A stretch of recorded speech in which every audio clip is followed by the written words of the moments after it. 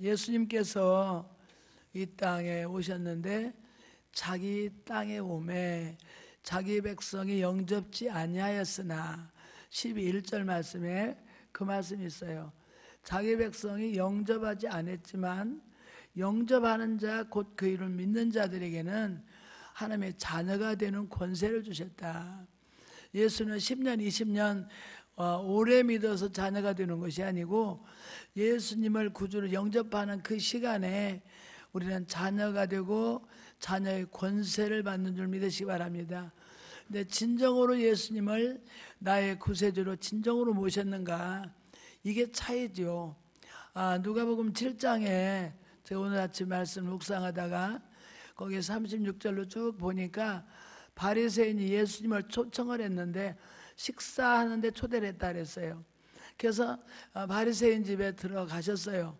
그랬더니 그 동네 죄 지키로 유명한 죄인이라고 손가락질 받는 그 여자 하나가 막 달려오더니 예수님 발 앞에 막 눈물을 툭툭툭툭 떨어지니까 예수님 발이 눈물로 적셔졌어요. 그러니까 자기 머리털로 예수님 발을 닦으면서 거기다 또 막 입을 맞추면서, 그리고 자기 옥합을 갖다가 깨트려서 예수님 발에 붓고 그렇게 통곡을 울면서 예수님을 영접했어요. 그랬더니 바리새인이 하는 말이, 아니 예수님, 이 여자가 얼마나 죄인인 거 알면서 이 사람의 행위를 그냥 받아들이고 있습니까? 이렇게 얘기하니까 예수님께서 하시는 말씀이, 야, 내가 너희 집에 왔을 때 너는 나에게 발 씻을 물도 주지 않고 발에 입 맞추지도 않았고 나를 이렇게 이 사람처럼 영접하지도 않았다. 그리고 이 여자는 죄가 많기 때문에 예화를 들어서 설명을 했어요. 500데나리온 빚진 사람과 100데나리온 빚진 사람이 두 사람 다 탕감을 받았다. 그러면 어떤 사람이 탕감을 더 많이 받았겠느냐? 그랬더니 500데나리온 받은 사람이 그야 탕감을 더 많이 받았겠죠. 그러니까 그렇지, 이 사람은 더 많이 죄를 졌기 때문에 더 많이 탕감을 받아서 너무 감사해서 지금 이렇게 머리털로 내 발을 닦고 향유를 붓는 것이다. 이러면서 너는 나를 식사 대접이나 해주는 그 정도의 사람으로 나를 영접했지, 인생의 그 죄인의 구세주로 나를 영접하지 않았다. 이렇게 얘기를 하신 거죠. 그리고 그 영접한 죄인에게는 너는 이렇게 나를 영접했으니 내 믿음이 너를 구원하였다. 그러면서 죄사함을 받고 죄사함을 받았다고 얘기하고 돌아갔습니다. 그 여자를 돌려보냈습니다. 여러분, 예수님을 영접한다는 것은 어떤 사람들은 그냥 식사 한번 대접하고 예수님 영접한 것도 영접한 거예요. 뭐 집에 들어오셔서 식사 한번 하시죠. 이 정도로 예수님을 영접할 수가 있어요. 근데 어떤 사람은요, 예수님을 구세주로 영접한 사람도 있죠. 근데 어떤 사람은 예수님을 자기 어려울 때만 도와주는 심부름꾼으로 영접한 사람도 있어요. 아이고, 나 이거 고장났어, 이거 좀 도와주세요. 나 여기가 아파요, 나 좀 고쳐주세요. 고쳐주면 그 예수님은 자기랑 아무 상관이 없는 거예요. 때로는 우리가 예수님을 잘 이용해 먹으려고 하는 사람도 있어요. 그렇게 영접해도 영접한 거예요. 식사 한번 대접하려고 오시라고 한 것도 오신 거예요. 네. 자기 힘들 때 도와달라고 오시라고 한 것도 오시는 거예요. 여러분, 이제까지 우리가 예수를 10년, 20년, 30년 믿었는데 여러분들이 예수님을 어떤 태도로 영접을 했는가? 또 이번 성탄절에는 예수님을 어떤 모습으로 영접해야 될 것인가?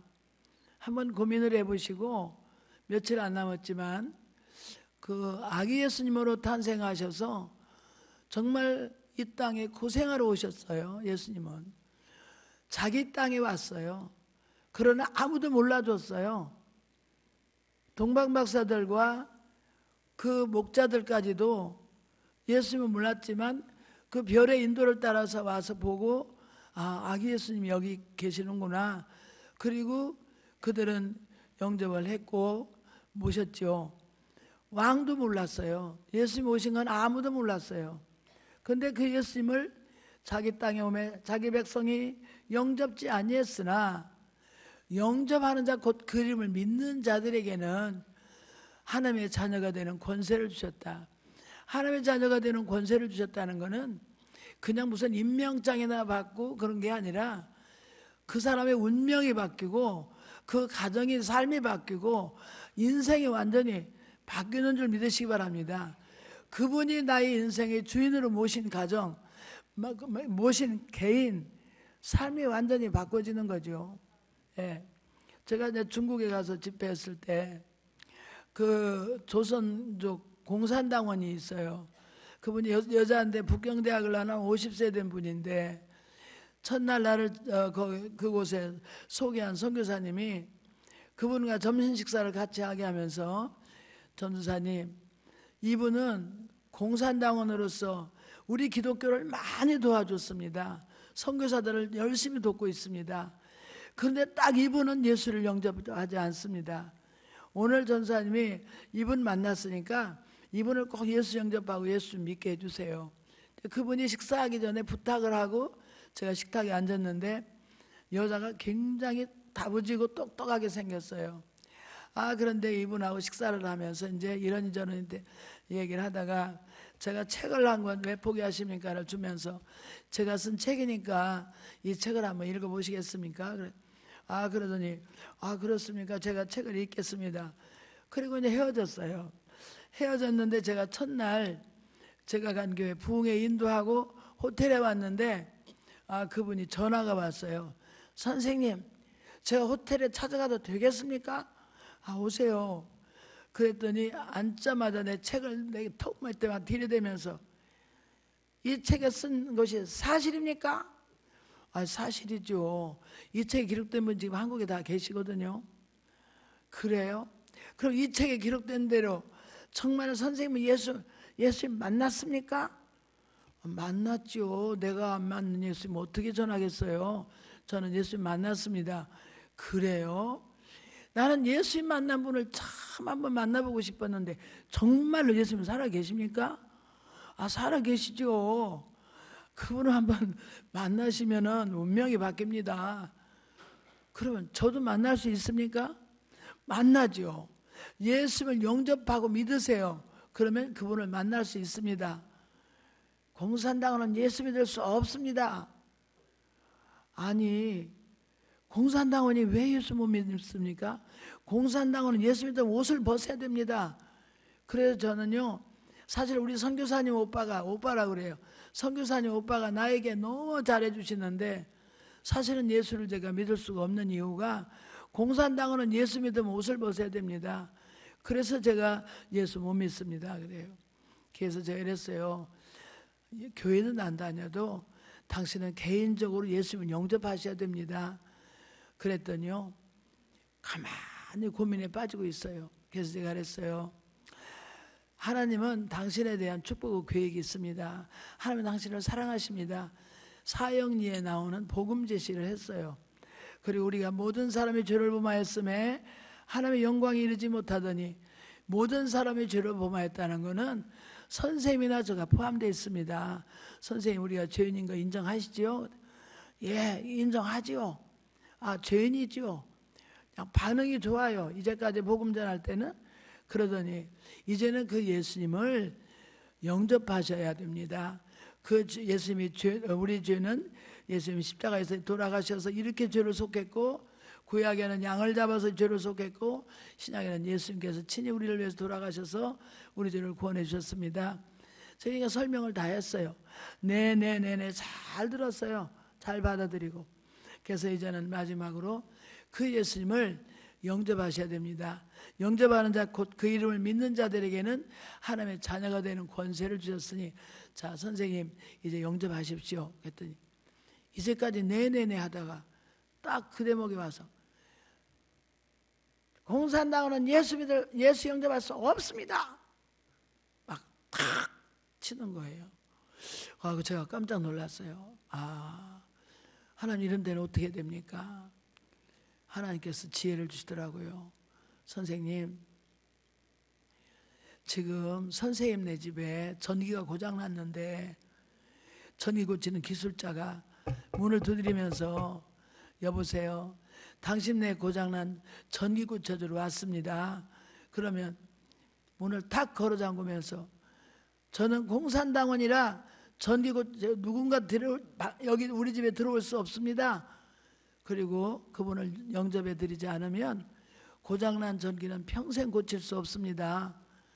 선생님, 하나님의 영이시기 때문에 당신한테 아무리 예수를 믿으라고 권면해도 당신 못 깨달으니까 저를 통해서 지금 당신의 문을 두드리고 있습니다. 제가 요한계시록 3장에 나오는 누구든지 내가 밖에서 문을 두드리노니 누구든지 내 음성을 듣고 문을 열면 나는 그에게로 들어가 그로 더불어 먹고 그런 나와 더불어 먹으리라. 영접하셔야 됩니다. 그분 억지로 문빗장을 끌고 들어가는 분도 아니고 문을 박차고 깨부수고 들어가는 분이 아니라 당신이 스스로 그분을 영접하기를 기다리고 계십니다. 선생님, 지금 영접하시죠? 그랬더니요, 이분이 아주 고민에 빠졌어요. 당신네 집에 고장난 인생은 그분이 오셔야 고칩니다. 내가 이 말 해줬더니 자기는 깜짝 놀랐대요. 어떻게 우리 집 고장난 인생을 알았는가. 이래가지고요, 아주 고민에 빠져 대답을 할 수도 없고 안 할 수도 없고. 그러니까 눈치를 채고 손을 딱 잡았어요. 선생님, 저를 따라서 하실까요? 하나님 저를 사랑하셨습니다. 하나님 저에 대한 축복 계획이 있습니다. 그런데 저는 그런 축복 계획을 알지 못하고 살아왔습니다. 저는 죄인입니다. 제가 이렇게 고백하라고 했더니 저는 죄인입니다. 저는 죄인이지만 예수님을 구세주로 영접합니다. 따라서 하라고 했더니 막 통곡이 벌어졌어요. 예수를 영접하는 순간 이 사람에서 와 소리를 지르면서 울기를 시작합니다. 그런데요, 한 20분을 울더니 이래요. 선생님, 제 가슴에서 뭐가 떠나갔어요. 제 가슴이 뻥 뚫렸어요. 너무 시원해요. 그래요. 그래서 내가 이랬죠. 선생님, 당신을 사로잡았던 옛날 주인은 새로운 주인을 모셔드리니까 떠나갔고요. 새 주인이 당신의 인생의 주인이 되었습니다. 그랬더니요, 막 또 울어요. 감사하다고. 그러면서 그렇게 가슴이 시원하고 기쁘다고 그래요.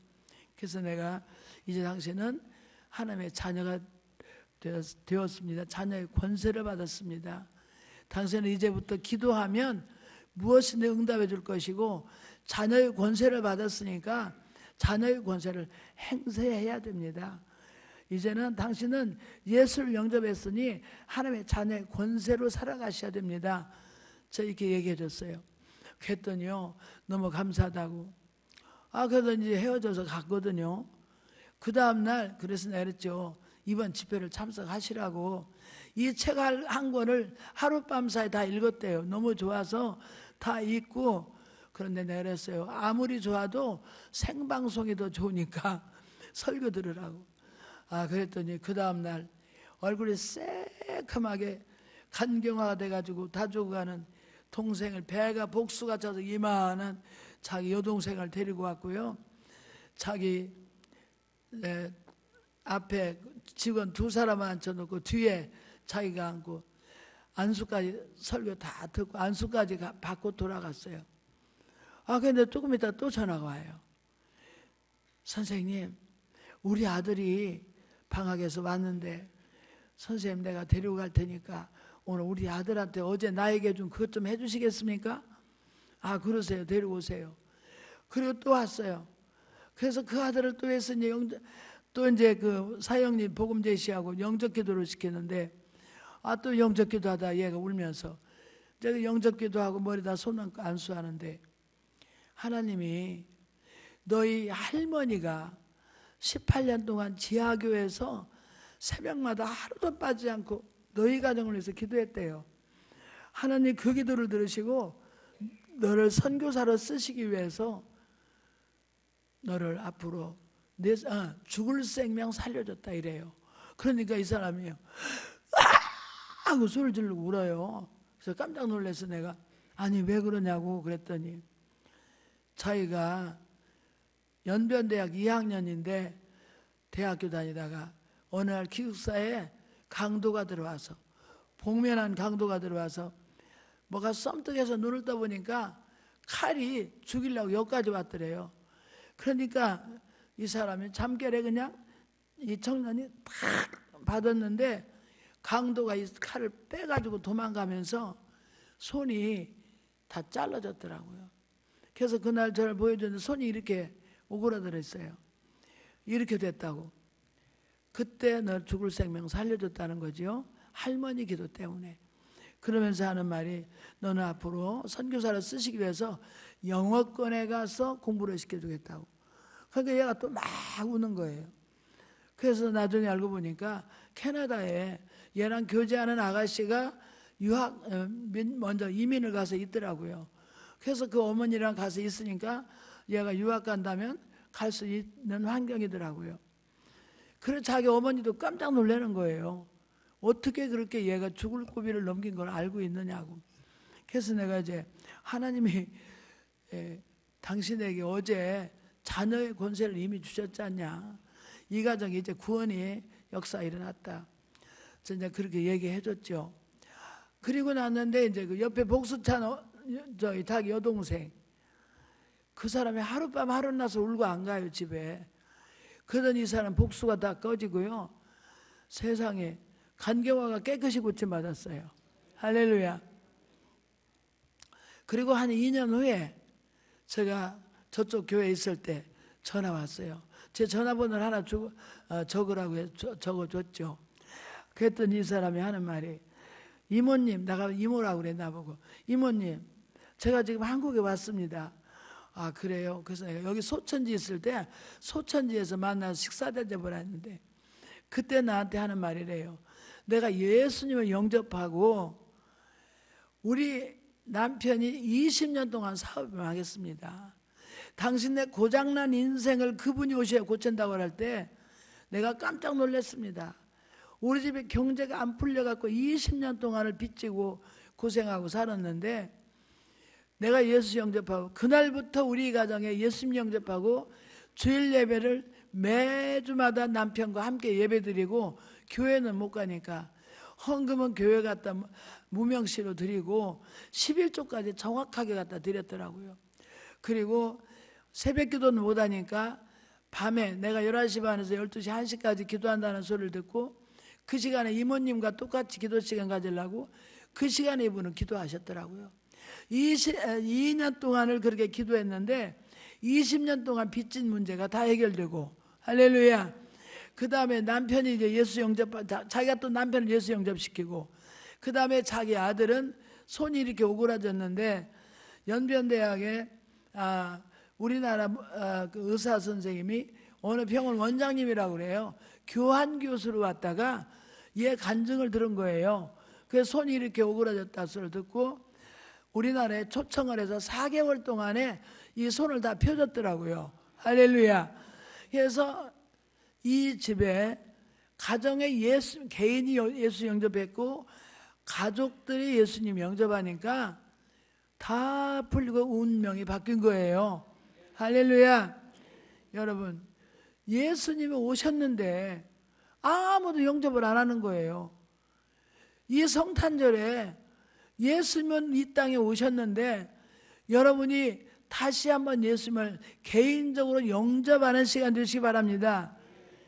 예수님은 어떤 사람으로 모시느냐? 밥 한 끼 대접하는 사람으로 모시고 길가에 지나가다 만나서 차 한잔 마시는 사람으로 여기고 내가 어려울 때만 부탁하는 무슨 옆집 아저씨 아이고 나 이거 고장났으니 아저씨 와서 고쳐주세요. 고쳐주면 그냥 나는 택배 아저씨 물건이나 날라주고 심부름이나 해주는 그런 아저씨를 모셨습니까?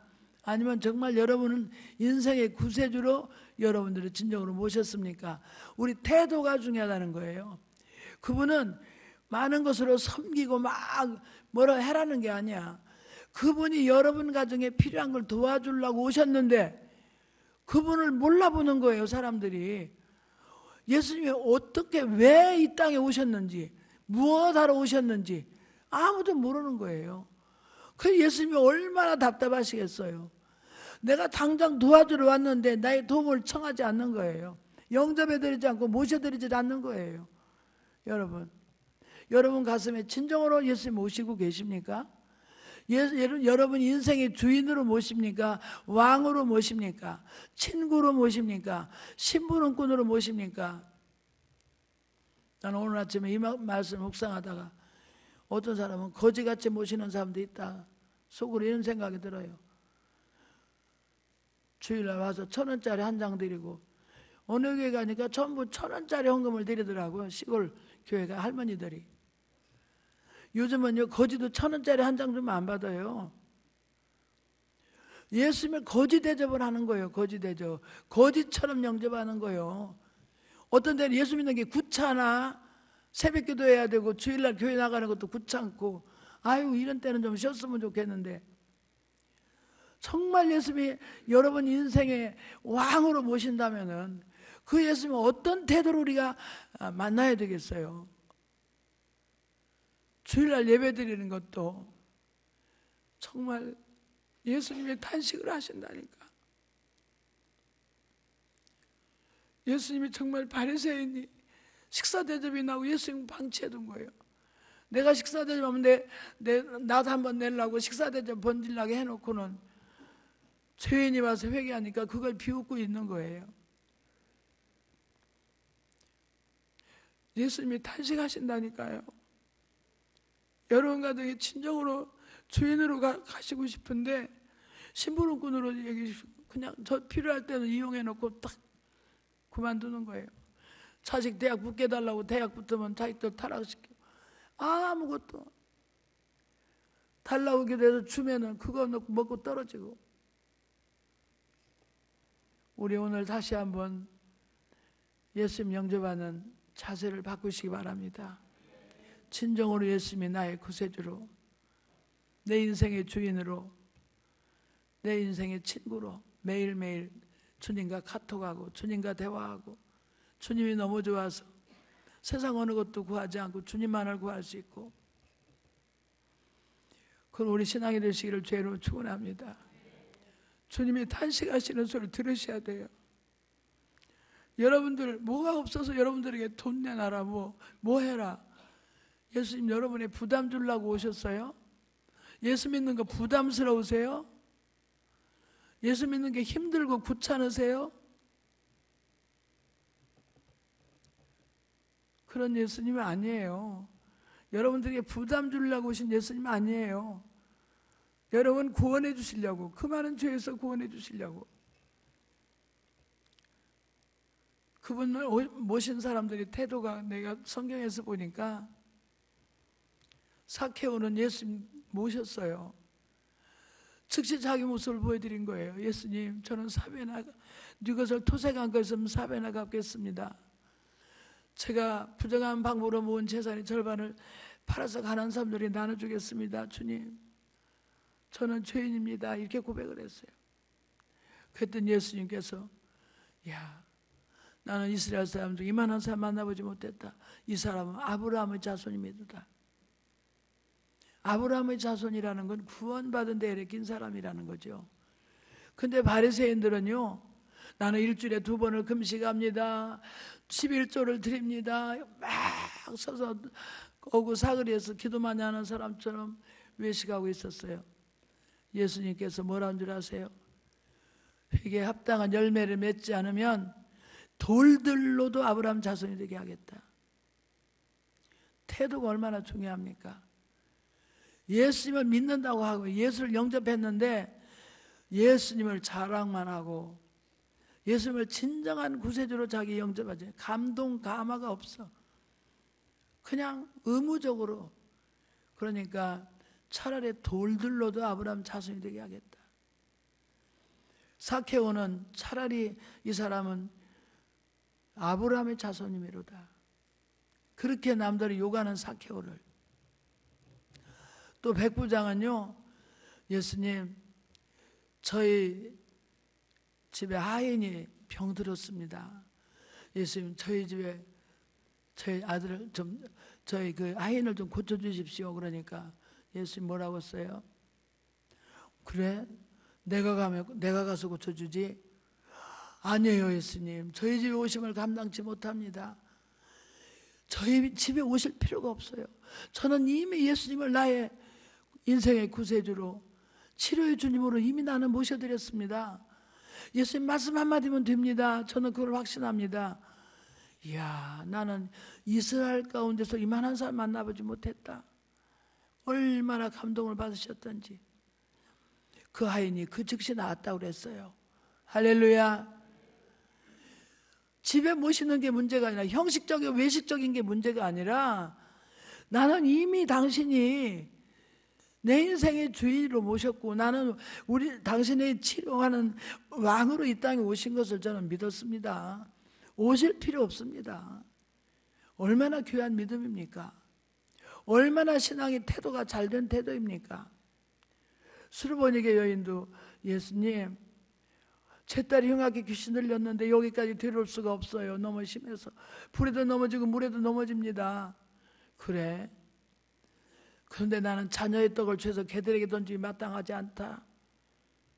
막 개취급을 했어요. 그런데도요 옳습니다.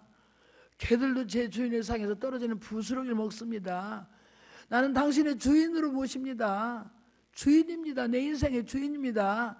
당신은 내 치료의 주님이고 모든 문제를 해결할 주님입니다. 주님으로 고백했어요. 개축을 하는데도. 그랬더니 이야 내 믿음이 크도다. 내 소원대로 되리라 하시니 그 시로 딸이 나으니라. 할렐루야. 여러분 예수님께서 개 취급을 하는데도 옳습니다. 당신은 인생의 주인이기 때문에 내가 개 취급을 당해도 나는 괜찮습니다. 이런 겸손한 자세로 오늘 우리 주님을 영접하시기를 주의 이름으로 축원합니다. 이런 가정에 기적이 안 일어나겠어요? 이런 사람 생애 가운데 역사가 안 일어나겠어요? 이 구세주를 인정하고 영접하는 그 가정의 역사가 안 일어나겠냐고요.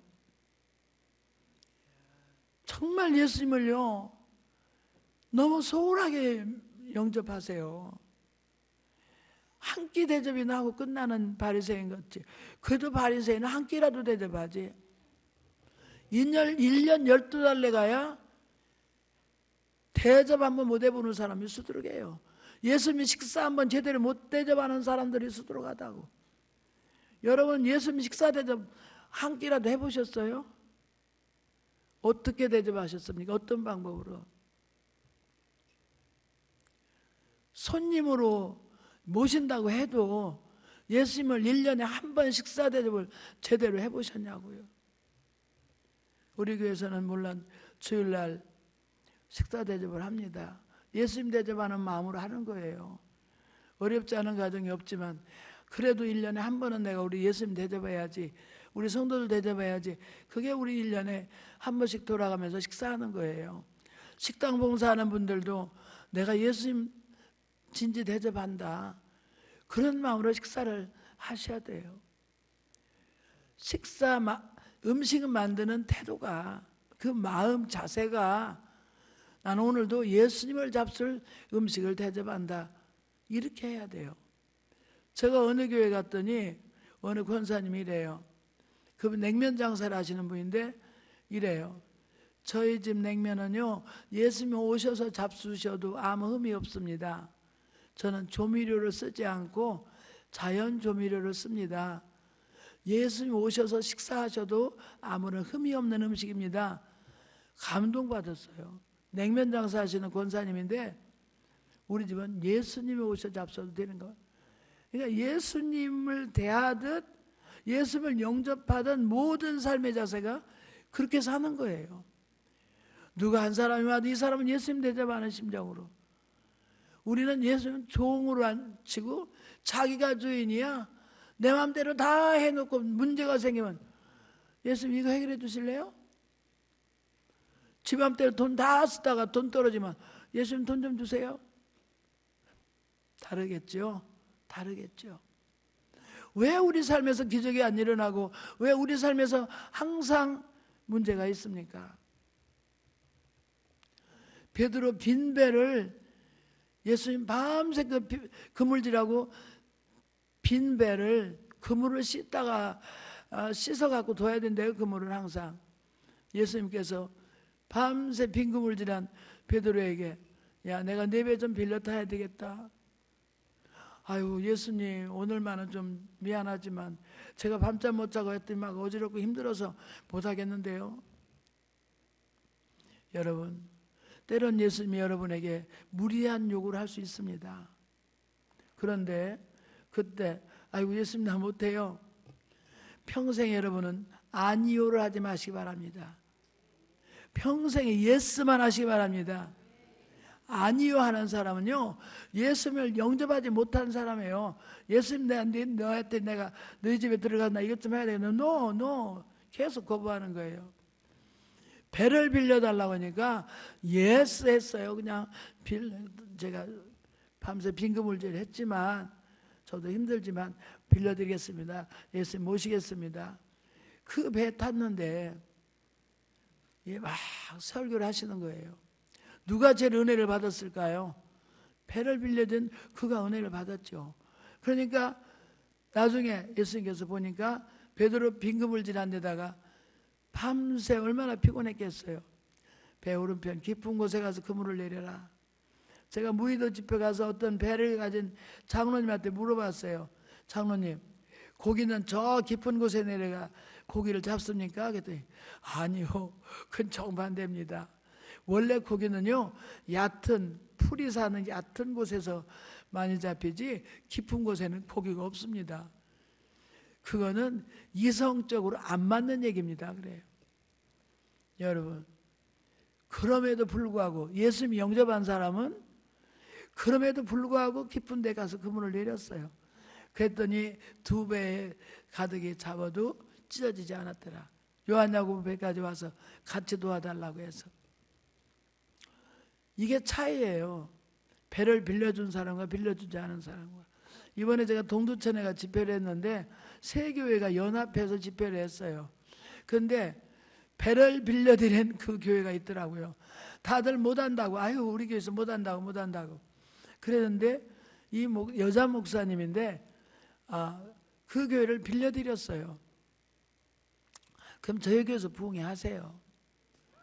그 교회는 어떤 교회냐면요 교회를 지려고 산 언덕바지를 산을 사가지고 다 이렇게 부르조자로 깎고 이게 다듬는데 목사님이 돌아가셨어요.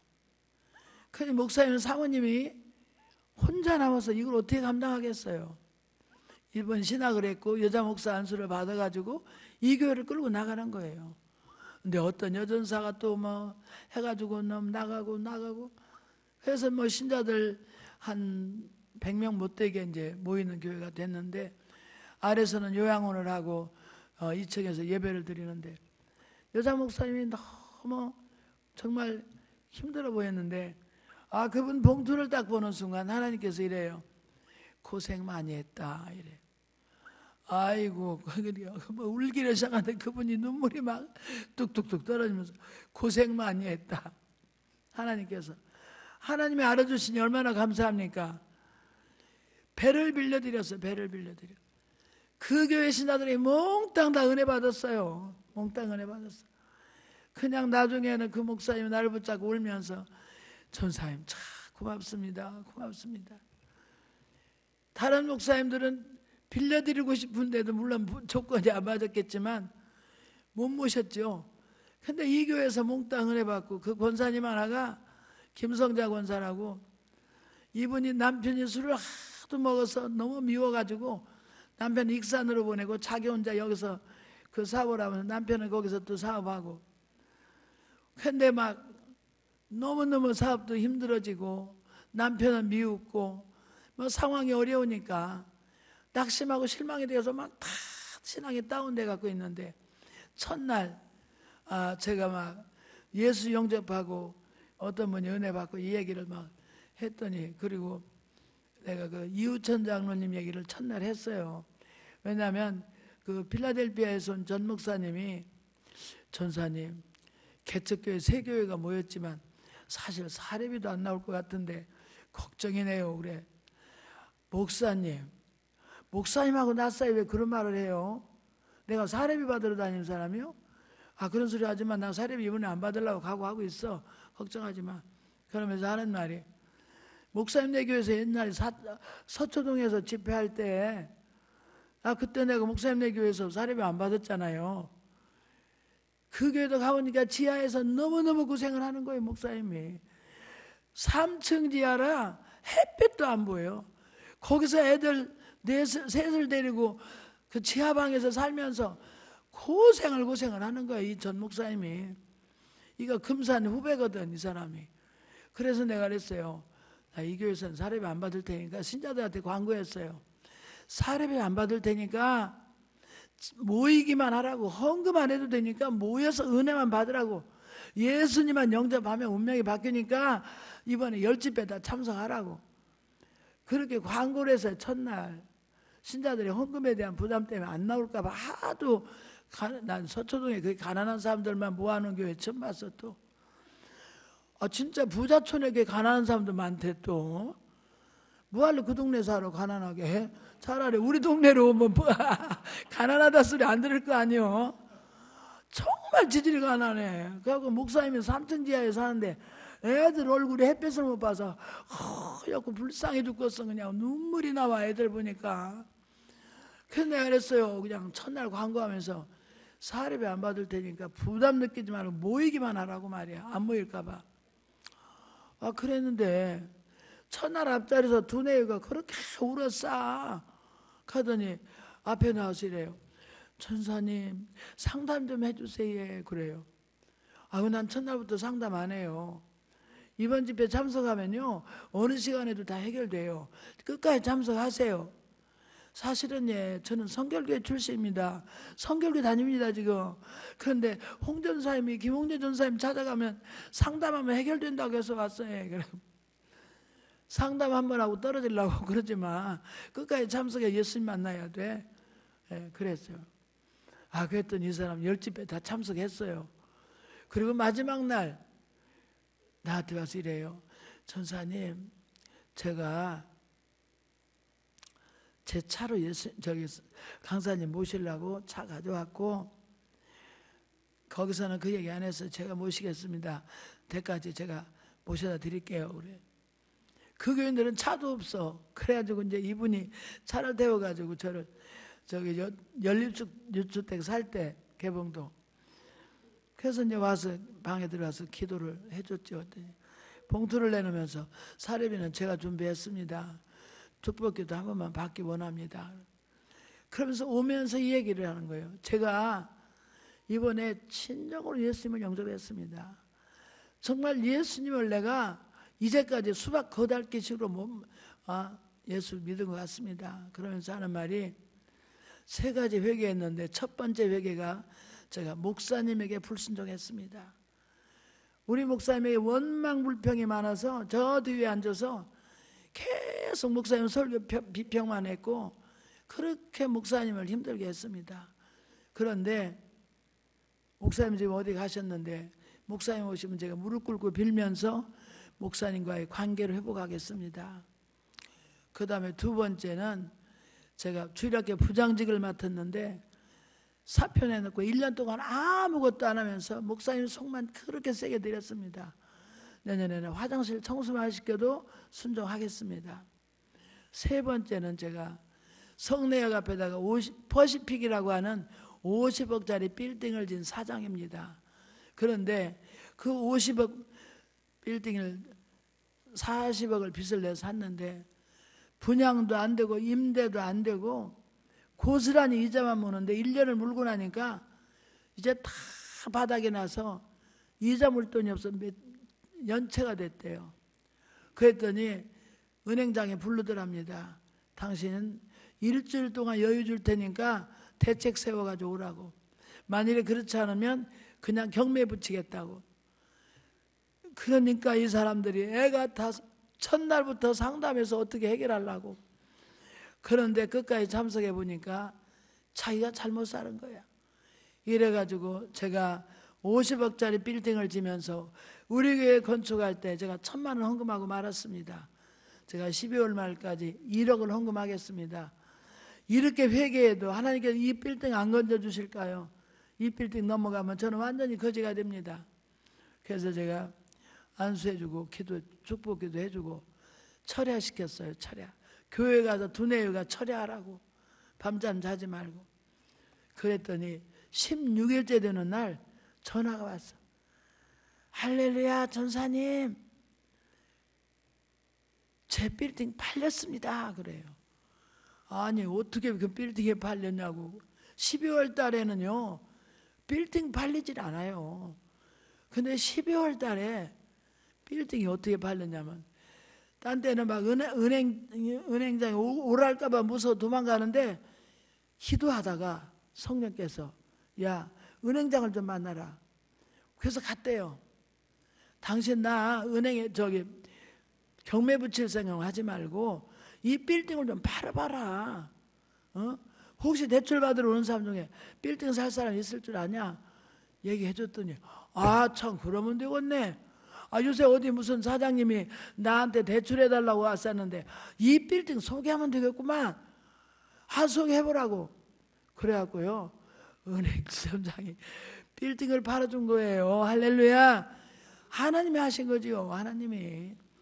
이래가지고 이 사람이요 40억 빚을 갖고 10억을 가지고 하남시에 땅을 샀어요. 몇 년 만에 이 땅이요 50억 넘게 받았어요. 그래서 이번에 다니엘 기도한 그 교회 있잖아요. 무슨 교회지? 오륜교회. 오륜교회 바로 옆에다가 5층 빌딩을 샀어. 그래서 나보고 거기 예배 드려달라 해서 갔더니 아래 식당에서 얼마나 장사가 잘 되는지 5층까지 꽉 차가지고. 할렐루야. 이래서 우리 성전 질 때, 이 교회 질 때 전사님 제가 어떻게 은혜를 갚을까요? 그러면서 1억을 우리 교회 건축원금 해주셨습니다. 할렐루야. 그 교회 수석장로님이 되시고, 그리고 그 목사님이 전혀 영성이 없으니까 이 장로님 네 분이 새벽마다 무릎 꿇고, 아니야 밤마다 철야를 1년을 해서 1년을. 그리고 목사님 하와이 DTS 좀 한번 다녀오시죠. 돈 2천만 원 해드리면서 목사님 네 분을 하와이 DTS 보내드렸어요. 그래서 이분들이 거기 가서 깊은 영성을 은혜 받고 와서 그 교회에서 DTS를 몇 년간 해서 우리 이성환 목사도 거기 갔다 오랬죠. 이렇게 한 사람이 예수를 제대로 영접하니까 이우천 장로님 그분이 예수님을 제대로 믿은 게 아니야. 예수님을 그냥 밖에다 세워놓고 손님으로 모셨고 필요할 때마다 해결해 달라고 와서 그냥 이것만 좀 해결해 주세요. 해결해 주세요. 빌딩만 해결해 달라고 심부름꾼으로 모셨지 여태가 예수님을 진정으로 자기 인생의 구세주로 모신 적이 없어. 그러니까 이 사람이 집회 때 은혜 받고 진정으로 당신만이 내 인생의 문제를 해결할 내 인생의 주인입니다. 이렇게 고백하고 믿고 그가 하나님 앞에 회개하고 나니까 하나님께서 그 가정을 완전히 변화시키고 운명이 바뀌게 한 줄 믿으시기 바랍니다. 장로님 한 분이 바뀌니까 교회가 바뀌고 교회 목사님이 바뀌고 이런 역사 일어났습니다. 여러분 중에 예수님을 제대로 영접하셔서 이렇게 내 주위를 변화시키고 교회를 변화시키고 가정을 변화시키고 환경을 바꾸는 이런 놀라운 역사가 일어나시기를 주의 이름으로 축원합니다. 이 예수님을 지금 영접하시기 바랍니다. 지금 우리 다시 영접기도 한번 하시겠습니다. 여러분은 예수님 어떤 주님으로 모셔드리길 원합니까? 예수님 앞에 여러분 모습을 좀 한번 내놓으세요. 오늘 예수님 나는 이런 모습으로 왔습니다. 여러분 가슴에 손을 얹으시고 음악을 좀 약간 반주 좀 해주시고요. 묵상으로 예수님 나는 1년 동안 어떤 모습으로 예수님 모셔드렸습니까? 내가 일생을 살면서 예수님 어떤 예수님으로 때로는 원망하고 때로는 낙심하고 예수님을 손님으로 모셔놓고 할 일을 맡기지 않고 예수님만 일하러 오셨는데 자기 땅에 오매 자기 백성이 영접지 아니했다고 했죠. 내 모습을 주님 앞에 내놓으세요. 내가 변화되지 않고 누가 변화되기를 원합니까? 내가 변하지 않고 내 가족이 변하기를 원하고, 내가 변하지 않고 우리 교회가 변하기를 원합니까? 나를 변화시킬 그 예수님을 지금 영접해 드리시오. 내 인생의 주인으로, 왕으로 모셔드리십시오. 개 취급을 받아도, 개 취급을 받는데도 옳습니다. 당신은 내 인생의 주인입니다. 친정으로 예수님 모셔드리니까 딸이 고침받고, 어려운 가족의 경제가 풀리고, 변화받지 못한 가족들이 변화받고, 내가 친정으로 예수님 내 인생의 주인을 모셔드렸습니까? 얼마나 예수님 박대하고 함부로 대하고 예수님 무시하고, 내가 예수님보다 훨씬 더 잘났다고 생각하고 내 뜻대로 해놓고,